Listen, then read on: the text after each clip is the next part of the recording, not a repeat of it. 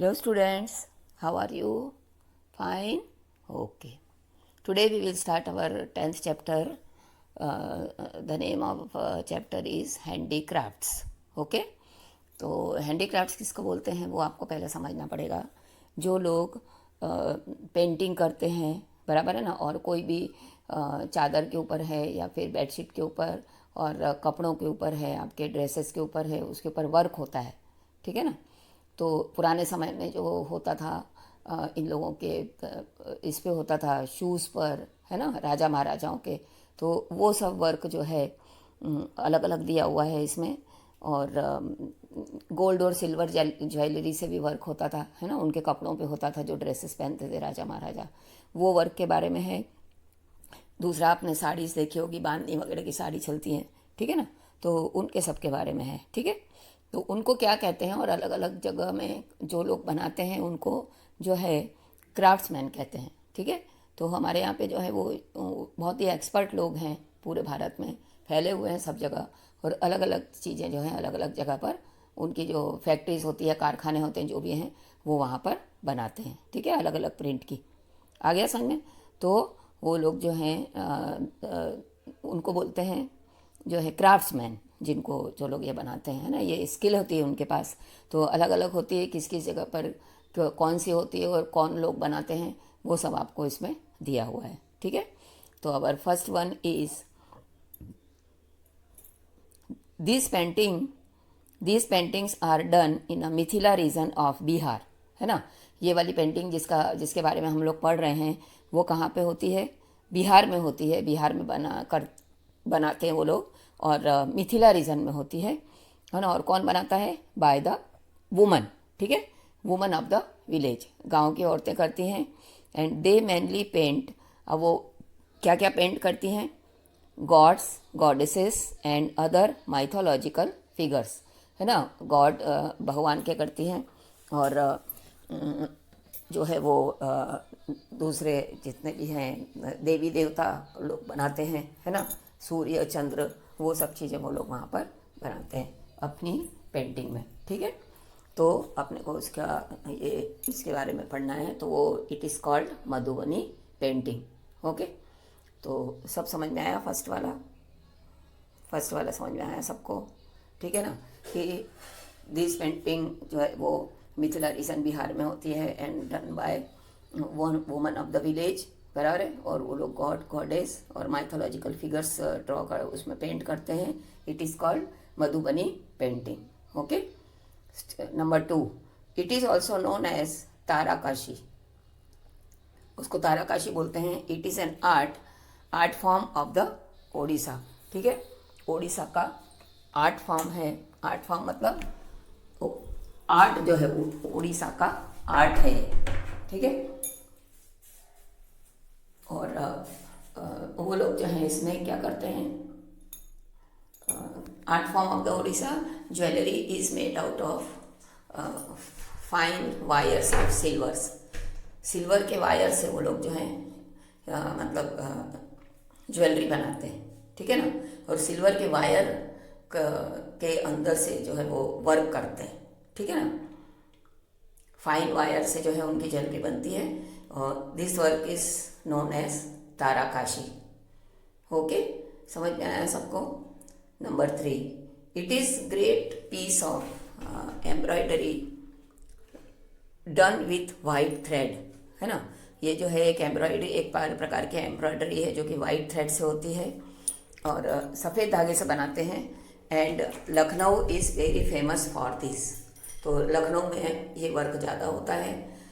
It was introduce by Nur Jahan, है ना। ये कितना पुराना है, आप सोचो, लखनऊ में जो है नूरजहाँ जो थी, है ना, मुगल्स लोग जो आए थे उस समय, तो तब से ये वर्क फैला हुआ है। आपने चिकन की जो है साड़ी देखी होगी, है ना, कोई भी कलर होता है लेकिन उसमें वाइट कलर से जो है फ्लावर्स होते हैं, छोटी छोटी बूटी होती है ना। अभी आपके जो है वो टॉप वगैरह में भी इस तरीके से मिलते हैं, फिर पजामा कुर्ते मिलते हैं उसी प्रकार के वर्क के, ठीक है। तो it is called chikan work.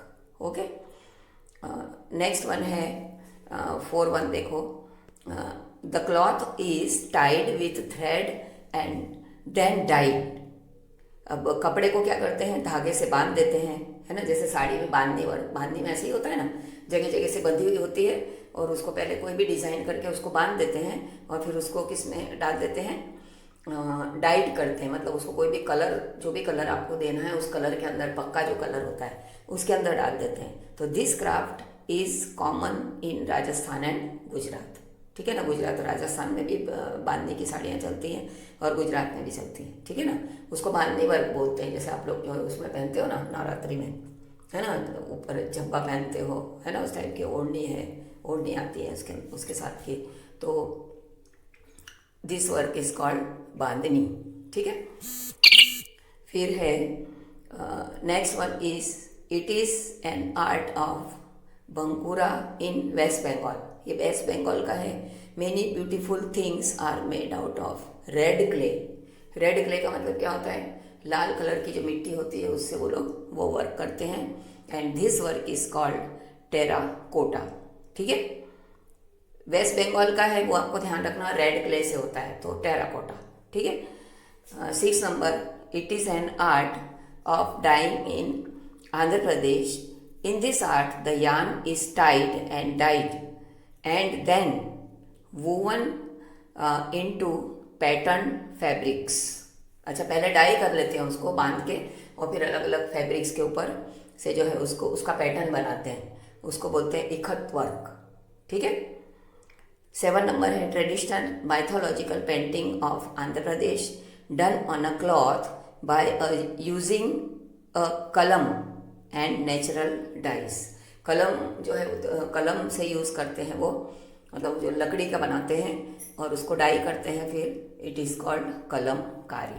ठीक है, आंध्र प्रदेश का है ये, तो आंध्र प्रदेश में जो है वो इस तरीके से होता है। नेक्स्ट पेज पे देखो, number 8, 3 dimensional heavy embroidery done with golden and silver wire on dresses, saris and shoes. अभी बताया था मैंने, तो वो मोजड़ी वगैरह पहनते थे ना जैसे राजा लोग, तो उसमें ये वर्क करते थे, उसको बोलते थे जरदोसी वर्क। ये नाम सुना होगा आपने।